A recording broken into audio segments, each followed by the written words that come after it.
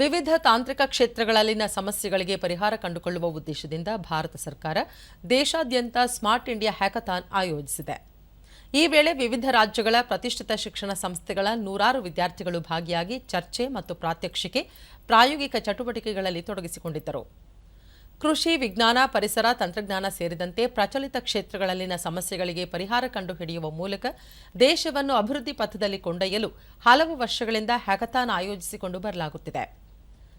ಮೈಸೂರಿನ ಎನ್ಐಇ ಕಾಲೇಜಿನ ಆವರಣದಲ್ಲಿ 5 ದಿನಗಳ ಸ್ಮಾರ್ಟ್ ಇಂಡಿಯಾ ಹ್ಯಾಕಥಾನ್ 2024 ಆಯೋಜಿಸಲಾಗಿತ್ತು.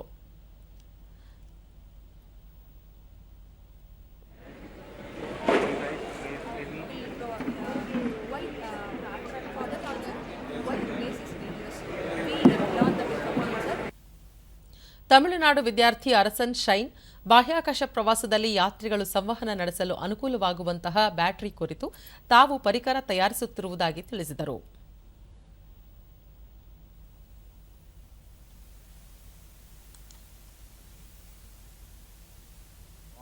Lifespan, it's like the longevity is more. So it's like if an astronaut is going for a long-term missions, so we could use these batteries even to produce oxygen, and we could use them to power up rover, probes and more satellites for several communications.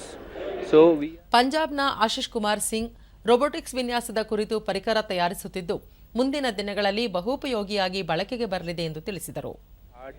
And it can also motivate students to help them to grow in their robotics field and other fields. Like we are creating a bot that we can assemble that bot and we can make the robotic DIY kits in that. Like have you saw the spider robots? Like our design is like for the spider robots. It's same like a spider bot. The student can use the different sensors to design other things like that. So this is Lenovo India ಕಂಪನಿಯ ತಂತ್ರಜ್ಞಾನ ವಿಭಾಗದ ನಿರ್ದೇಶಕ Jairam P Sharma ದೇಶಾದ್ಯಂತ ನಡೆಯುತ್ತಿರುವ ಹ್ಯಾಕಥಾನ್ನಲ್ಲಿ 12 ಲಕ್ಷ ವಿದ್ಯಾರ್ಥಿಗಳು ಭಾಗಿಯಾಗಿದ್ದು ಸಾವಿರಾರು ಪರಿಕಲ್ಪನೆಗಳ ಕುರಿತು ಪ್ರಯೋಗ ನಡೆಸಿದ್ದಾರೆ. ಇದು ಕೇಂದ್ರ ಸರ್ಕಾರದ ಉತ್ತಮ ಪರಿಕಲ್ಪನೆಯಾಗಿದೆ ಎಂದು ತಿಳಿಸಿದರು. And that's the construct of any of these startup companies, right? And harness their potential, ideas, etc. Many times people who keep quiet probably have the best ideas. It never comes out because they don't speak. So they learn, I think, the other qualitative methods of harnessing potential. Statements ಇದೆ. ಕಾಲೇಜಿನ ಪ್ರಾಂಶುಪಾಲರಾದ Rohini Nagapadma hackathon ಯುವ ಸಂಶೋಧಕರನ್ನು ವಿಜ್ಞಾನಿಗಳನ್ನಾಗಿ ರೂಪಿಸಲು ಸೂಕ್ತ ವೇದಿಕೆಯಾಗಿದೆ ಎಂದರು. So ಈ hackathon ಅನ್ನೋದು ಎಲ್ಲ ಕಡೆ ದೇಶದಲ್ಲಿ ಸುಮಾರು ಕಡೆ ನಡೀತಾ ಇದೆ. ಬಟ್ ವಿ ಆರ್ ಪ್ರೌಡ್ ಯಾತಕ್ಕೆ ಅಂದರೆ hosting the smart India hackathon hardware ಎಡಿಷನ್ನು 5 ದಿವಸ ನಿರಂತರವಾಗಿ ನಡೆಯುತ್ತೆ. ಬೆಳಿಗ್ಗೆ ರಾತ್ರಿ ಎಲ್ಲ ಕೂತ್ಕೊಂಡು ವರ್ಕ್ ಮಾಡ್ತಾ ಇರ್ತಾರೆ ಸ್ಟೂಡೆಂಟ್ಸು. ಸೊ ಆ ಪ್ರಾಡಕ್ಟ್ನ ಅವ್ರು 5ನೇ ದಿವಸ ತಂದು ಆ ಪ್ರಾಡಕ್ಟ್ನ ತೋರಿಸ್ಬೇಕಾದ್ರೆ ತುಂಬ ಕಷ್ಟವೂ ಇದೆ ಹುಡುಗರಿಗೆ. ಪ್ಲಸ್ ಇಟ್ಸ್ ಎನ್ ಅಚೀವ್ಮೆಂಟ್ ಅಂತ ನಾನು ಹೇಳ್ತೀನಿ. ಹುಬ್ಬಳ್ಳಿಯ ಕೆಎಲ್ಇ ಇಂಜಿನಿಯರಿಂಗ್ ಕಾಲೇಜಿನಲ್ಲಿ ಆಯೋಜಿಸಿದ್ದ ಇಂಡಿಯಾ ಹ್ಯಾಕಥಾನ್ ಕಾರ್ಯಕ್ರಮದಲ್ಲೂ ಸಹ ನೂರಾರು ವಿದ್ಯಾರ್ಥಿಗಳು ಭಾಗವಹಿಸಿ ತಮ್ಮ ಸಂಶೋಧನೆಗಳ ಕುರಿತು ಅಭಿಮತ ವ್ಯಕ್ತಪಡಿಸಿದರು. ಈ ವೇಳೆ ಕೆಎಲ್ಇ ವಿಶ್ವವಿದ್ಯಾಲಯದ ಕುಲಪತಿ ಪ್ರಕಾಶ್ ತಿವಾರಿ, ಪ್ರಾಧ್ಯಾಪಕ ಸೌರಭ್ ತ್ರಿಮಲ್ಲಿ, ಪ್ರೊಫೆಸರ್ ಶಿವಶಂಕರ್ ಮತ್ತಿತರರು ಉಪಸ್ಥಿತರಿದ್ದರು. ವಿದ್ಯಾರ್ಥಿಗಳು ವಿವಿಧ ವಿಜ್ಞಾನ ಯೋಜನೆಗಳ ಕುರಿತು ಸಮಾಲೋಚನೆ ನಡೆಸಿದರು.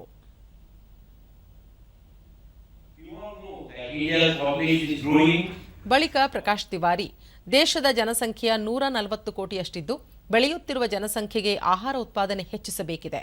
ಮಾರುಕಟ್ಟೆ, ರಾಸಾಯನಿಕಗಳ ಬಳಕೆ, ಆರೋಗ್ಯ ಮತ್ತು ಪರಿಸರದ ಮೇಲೆ ಉಂಟಾಗುವ ಪರಿಣಾಮಗಳ ಕುರಿತು ಪರಿಹಾರ ಕಂಡುಕೊಳ್ಳಬೇಕಿದೆ ಎಂದರು. How to increase the yield, and once the crop is available, how to minimize the loss in storing and transportation, how to create valuable products of this. So there are many challenges with the agriculture sector.